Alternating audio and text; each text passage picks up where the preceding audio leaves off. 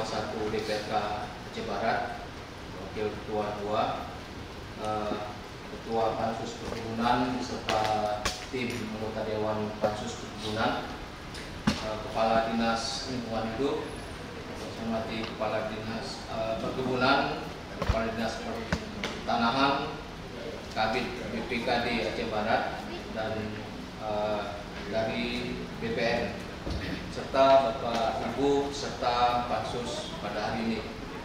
Puji syukur kehadirat Allah SWT yang mana pada sore hari ini kita masih diberikan kesehatan, kekuatan untuk dapat melaksanakan aktivitas, menghadiri dan mengikuti rapat Pansus pada hari ini. Tidak lupa pula salam dan salam kita sajikan dari Nabi besar Muhammad SAW. Sesuai dengan arahan pimpinan Pansus tadi, terkait dengan klarifikasi daripada pemegang HGU, di sini bisa kami sampaikan terlebih dahulu historis daripada PT Agrosinergi Nusantara. Di sini sebelumnya mohon maaf pada Bapak pimpinan serta anggota Dewan. Salam dari Bapak Direktur yang tidak bisa hadir pada hari ini berhubung ada kegiatan pemeriksaan kesehatan. Beliau menitipkan salam kepada Bapak pimpinan serta anggota Dewan. Jadi di sini bisa saya sampaikan historis PT Agrosinergi Nusantara itu adalah terbentuk pada tahun 2011 antara PTPN 1 dan PTPN 4.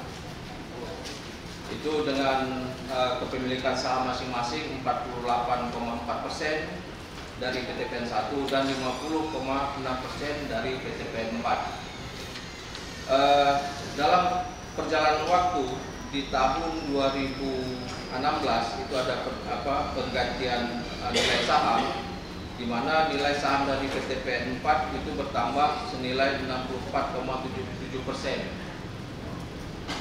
Kemudian juga pada tahun 2018 telah dilaksanakan penggantian atau balik nama pemilik hak guna usaha dari PTPN 1 ke PT Agrosinergi Nusantara, dan juga diikuti dengan terbitnya izin usaha perkebunan pada tahun 2019. Jadi dari perjalanan waktu tersebut, sekarang PT Agrosinergi Nusantara dengan terjadinya perubahan-perubahan di manajemen, artinya sekarang PT Agrosinergi Nusantara menjadi anak perusahaan PTPN 4 Pamko Sub Holding Perkebunan. Jadi untuk ini bisa saya sampaikan lebih lanjut, HGU yang dikelola oleh PT Agrosinergi Nusantara adalah penyerahan daripada HGU PTPN 1. Jadi untuk di wilayah kerja Aceh Barat itu ada HGU nomor 35 ya, dengan luasan 7.436 hektar.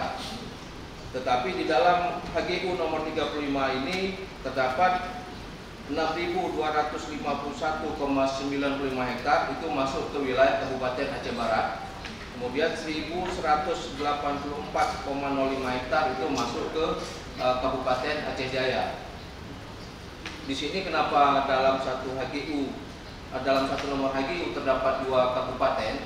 Karena terkait sebelum proses pemekaran. Kemudian di HGU nomor 36 yaitu seluas 1.213,2 hektar itu posisi di Kabupaten Aceh Barat. Jadi di sini total HGU yang beroperasi di wilayah Aceh Barat itu seluas 7.465,05 hektar. Total yang di Aceh Barat Pak 7.465,05 hektar itu di dua nomor HGU Pak, HGU nomor 35 dan 36 pimpinan.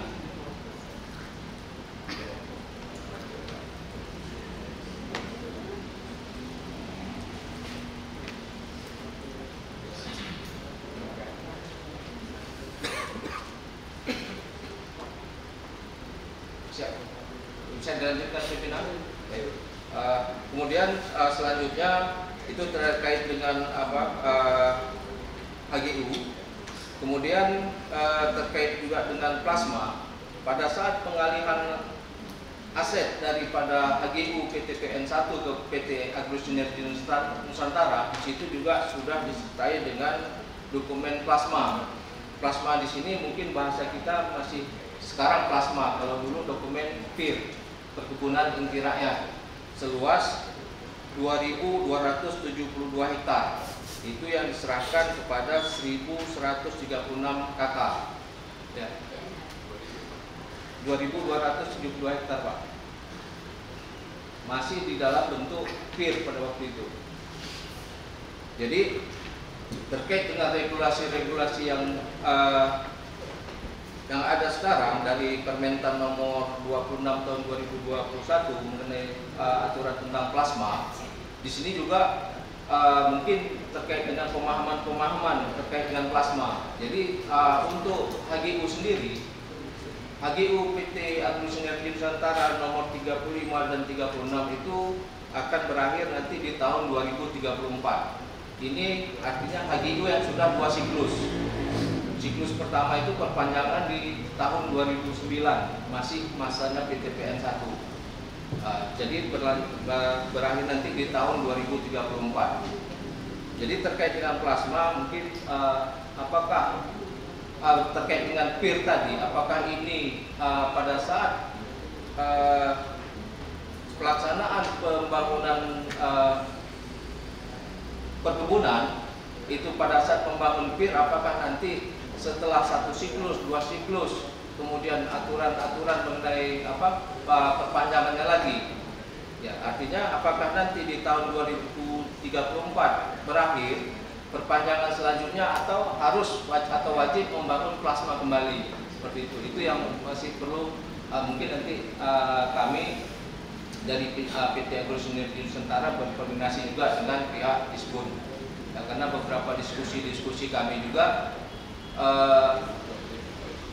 terkait dengan plasma itu tidak juga menjadi kewajiban di satu tempat, artinya bisa saja membangun di mana yang masih tersedia plasma. Tapi ini masih dalam pembahasan yang belum tercapainya satu pemahaman tentang plasma.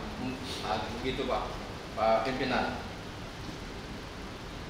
Kemudian juga kami di sini berdiskusi dengan pihak PT PN1 terkait dengan isu-isu yang sekarang ini dengan plasma. Jadi juga mereka menyatakan bahwa untuk membangun PT PN1 baik di mulai dari Aceh Jaya sampai ke Subuh Salam itu memegang Pak Pimpinan, sampai dengan di Nagan Raya itu memegang daripada dasar PIR yang mereka bangun di tahun, kalau saya tidak salah itu mulai dibangun PT PN1 di HGU ini tahun 1984. Jadi ini sudah 2 siklus seperti yang saya sampaikan tadi. Kemudian di satu sisi juga untuk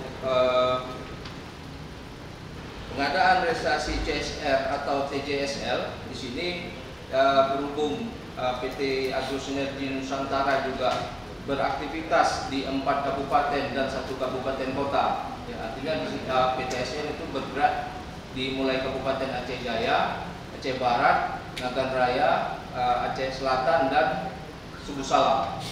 Jadi untuk realisasi TJSL untuk Kabupaten Aceh Barat sebesar kurang lebih nilai 78 juta. Ini mungkin memang masih masih kecil, tapi di satu sisi juga kami harus berkontribusi di 4 kabupaten dan 1 kabupaten kota.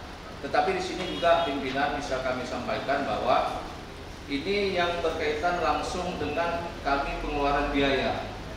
Tetapi yang menyangkut dengan seperti kami membantu lingkungan berupa dengan memberikan alat berat, baik perbaikan jalan maupun pembuatan lapangan sepak bola, itu tidak tercantum di dalam realisasi CSR pimpinan, karena tidak menyangkut dengan pengeluaran biaya langsung.